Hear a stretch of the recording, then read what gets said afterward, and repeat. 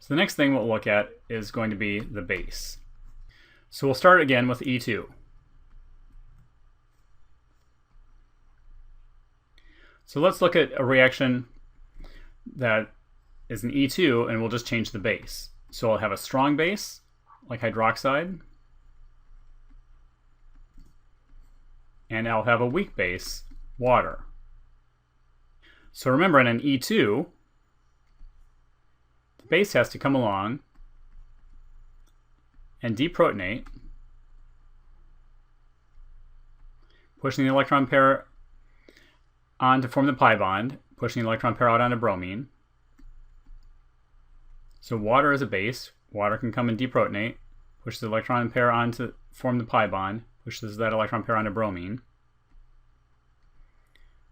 to make our product.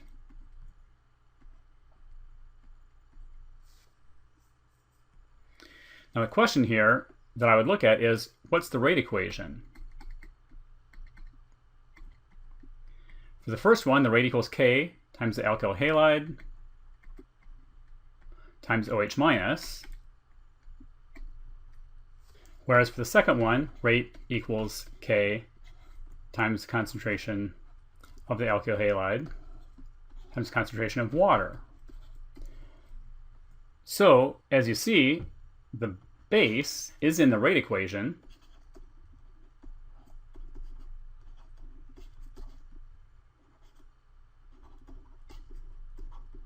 And since the base is in the rate equation, having a stronger base will make the reaction faster.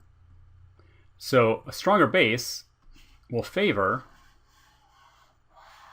an E2 reaction.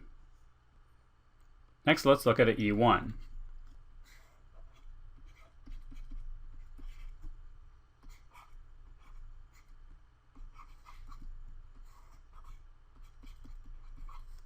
So in an E1, in the first mechanism, with the hydroxide as the base, the bromide comes off,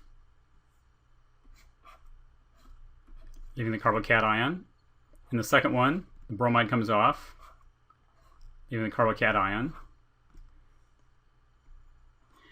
And hopefully you've already noticed the base doesn't have anything to do with it.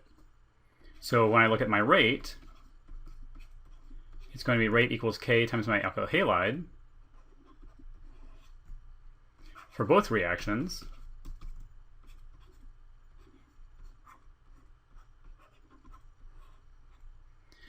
So a stronger base doesn't make this one faster. So because of that, a weak base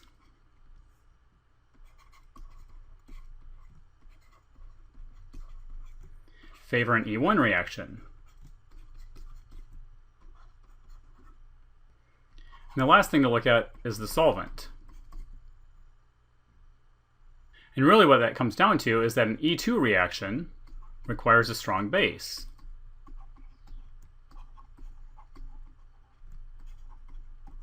But a base, just like a nucleophile, can be solvated by polar protic solvents.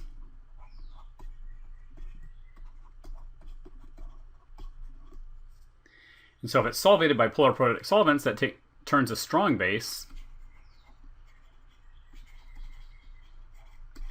into a weak base.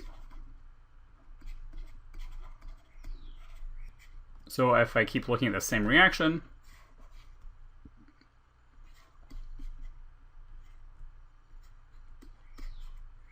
so if I take my tertiary alkyl halide, react it with a strong base and a polar aprotic solvent, that means I still have a strong base.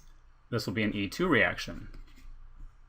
However, if I take my same alkyl halide,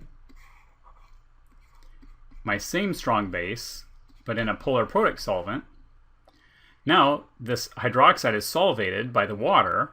Because it's solvated by the water, it's not a strong base anymore, and so that forces this into an E1 mechanism.